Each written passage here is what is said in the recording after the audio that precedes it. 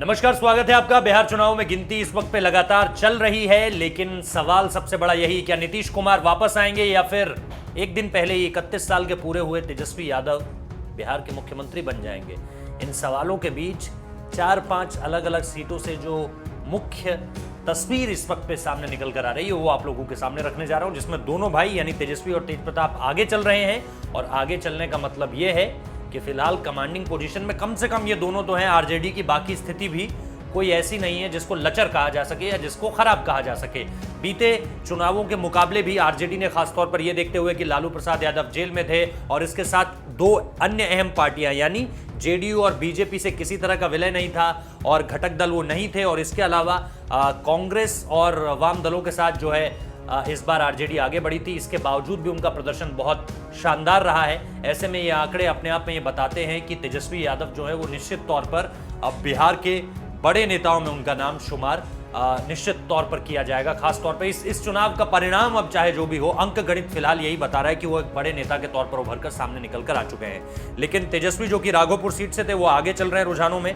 और यहां पर आपको पता होगा कि 2015 में बीजेपी के सतीश कुमार 22,000 से अधिक वोट से उन्होंने हराया था। दूसरे नंबर पर हमने तेज प्रताप यादव का जिक्र करना है, जो प्लूरल सीट उनकी 20वीं है बांकीपुर से।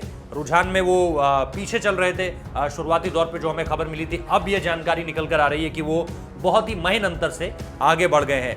लव सिन्हा जो है शत्रुघ्न सिन्हा के बेटे, सोनाक्षी सिन्हा के भाई, वो भी इस वक्त पे पीछे चल रहे हैं। खबर ये सामने निकल कर आ रही है। और बांकीपुर सीट है उनकी, और अहम था उनके लिए भी ये, क्योंकि लोग तो उनके लिए यही कह रहे थे कि भैया सिर्फ जो है वो सितारे की छवि है, इसके अलावा ग्राउंड पर कुछ ऐसा किया नहीं है। मुश्किल से एक साल भी नहीं हुआ कि वो ग्राउंड पर उतरे हों और बड़े चुनाव के लिए खड़े हो गए।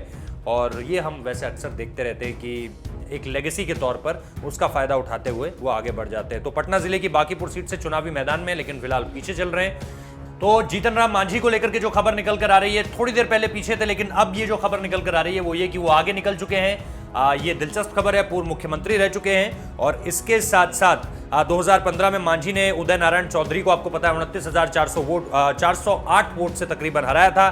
तब चौधरी जेडीयू के उम्मीदवार थे। तो और इसके साथ साथ पप्पू यादव भी पीछे चल रहे हैं, जो हमें अभी तक जानकारी मिली है। मधेपुरा की सीट है, जन अधिकार पार्टी के राष्ट्रीय अध्यक्ष हैं। कभी लालू यादव के सबसे करीबी लोगों में होते थे, सबसे खास लोगों में होते थे। 2014 में राजद के टिकट पर मधेपुरा लोकसभा सीट से संसद भी पहुंचे थे, लेकिन 2019 लोकसभा चुनाव में हार और उसके बाद विधानसभा चुनाव में उतरे हैं। उनका मुकाबला राष्ट्रीय जनता दल के चंद्रशेखर से है।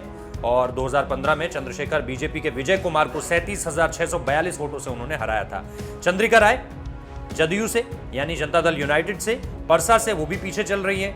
अनंत सिंह आगे चल रहे हैं, ये मोकामा से बात सामने निकल कर आ रही है। श्रेयसी सिंह, जिनको लेकर के बहुत सारी उम्मीदें थी, जी हां, वो जमुई से इस वक्त पे आगे चल रही है, जो जानकारी सामने निकल कर आ रही है। इंटरनेशनल लेवल की शूटर हैं, कॉमनवेल्थ में गोल्ड मेडलिस्ट रही हैं। उनका मुकाबला जो आरजेडी है उनके विजय प्रकाश से। 2015 में विजय प्रकाश ने बीजेपी के अजय प्रताप को तकरीबन 8,249, अगर मैं एग्जैक्ट कहूं तो, इतने वोटों से हराया था। तो ये कुछ बड़ी बड़ी सीटें थी।